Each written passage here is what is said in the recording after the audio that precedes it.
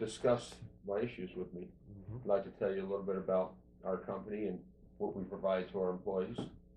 As a employer, we provide a full range of health benefits to our employees. Our benefits program includes a health insurance plan. It's an HMO with a $20 primary care doctor copay, a $10 prescription copay. It's a loveless plan.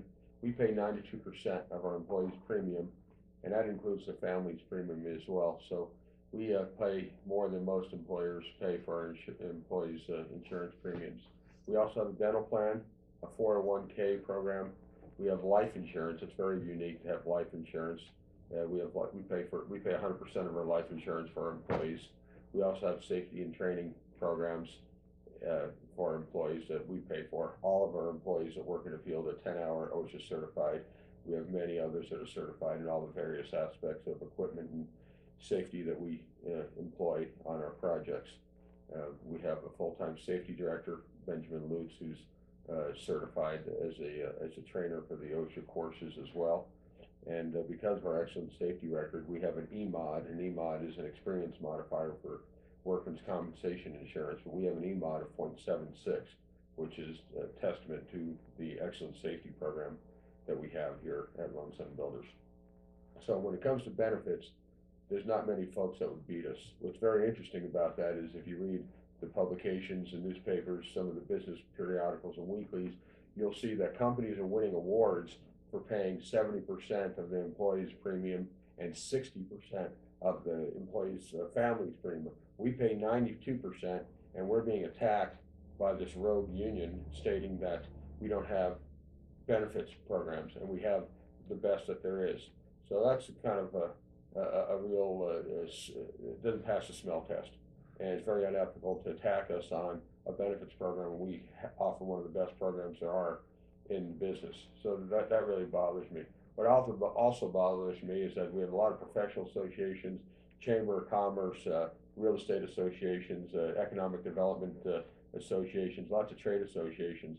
And a lot of these folks seem to be blind to the fact that this one particular carpenters union from Southern California that's implanted itself here in New Mexico is a rogue union. And as evidence of that, you can look at the New Mexico Building and Construction Trades Council. They put out a paid advertisement or an editorial on September 8th in the New Mexico Business Weekly stating that they're opposed to the organizing tactics of some other unions. Obviously, if you read that paragraph, they're talking about the carpenters union. So the other trade unions, Ray Baca, the executive director of the New Mexico Building and Construction Trades Council, represents 13 to 15 unions. So you have 13 to 15 unions that are opposed to the actions of the one lone carpenters union. And so this is not an anti-union message. People would like to say it's an anti-union message, but it's not. Labor is divided, and labor is not only divided, it's 13 to 15 unions against one. Look at the percentage of that. And yet we have all these trade associations, the Chamber of Commerce and everyone else is turning a blind eye. We have TV producers, people that own TV stations that live and work in this community locally, and they won't cover this. And it's odd why they won't cover this.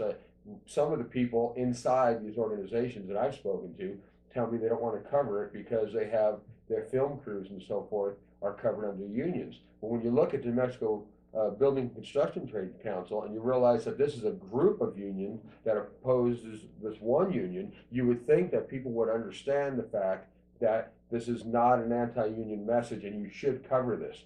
But they don't want to cover this, so it's become my message to the community that I will cover this and I will expose this and I will send this out not only to the local trade association community, but I will make this known nationally on a national level. Now, what's very interesting about this, why I think the Chamber of Commerce and the real estate groups and the economic development groups ought to be behind this, is because if you go to our prominent landmarks, all our prominent businesses in town, you'll see them manned these banners that say shame on whatever business this is. And we ought to tell the people around the country if they plan to move to Albuquerque that if you come to Albuquerque, be prepared to run into the banner people. And the banner people, let's say if you have a heart attack there in front of the heart hospital, here in New Mexico and Albuquerque. If your wife is having a baby, they're in front of the Women's Hospital in Montgomery. If you had a stroke, they're in front of Health South Rehabilitation Hospital in Jefferson. If you want to send your children to one of the finest prep schools in New Mexico, Sandia Prep, they've got the banner people in front of Sandia Prep.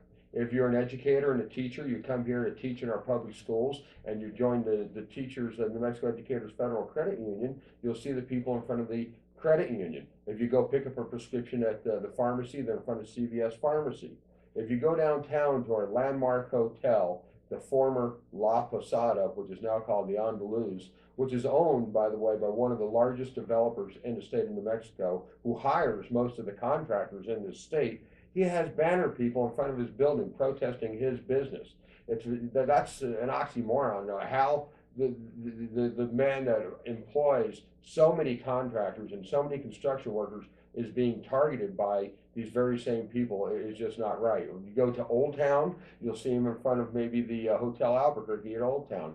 So our prominent restaurants, El Vecino, our retail stores, Lazy Boy Outlet, they've attacked everywhere. Now, we've interviewed the people, the banner people. Some of the banner people are afflicted. What do I mean by afflicted? Afflicted by drugs and alcohol. Some of them are afflicted while they're on the line. So they're hiring people that obviously couldn't be employed by other companies because they couldn't pass this drug screenings, number one. But number two, they are under the influence while they're holding banners. Not all of them, and I'm not saying a greater percentage, but as we've interviewed these people, we've seen many of them that are under the influence of drugs and alcohol and are holding these banners.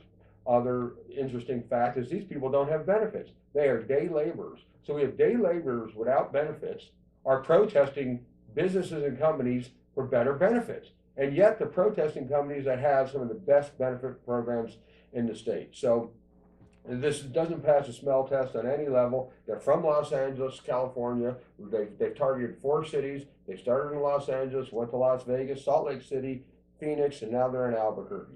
So we've discussed this with some of the union organizers. Some of the union organizers behind closed doors will try to work things out with us, but then their bosses in California will not let them work things out. And they come here and they lead protests. 1 minute I'm behind closed doors having a gentlemanly-like conversation. The next day they're manning a 40-man protest in front of one of my job sites with 30 people that are hired day laborers without benefits and 3 union organizers, 2 from out of state, protesting our company. And it's just a disgusting, unethical, immoral act.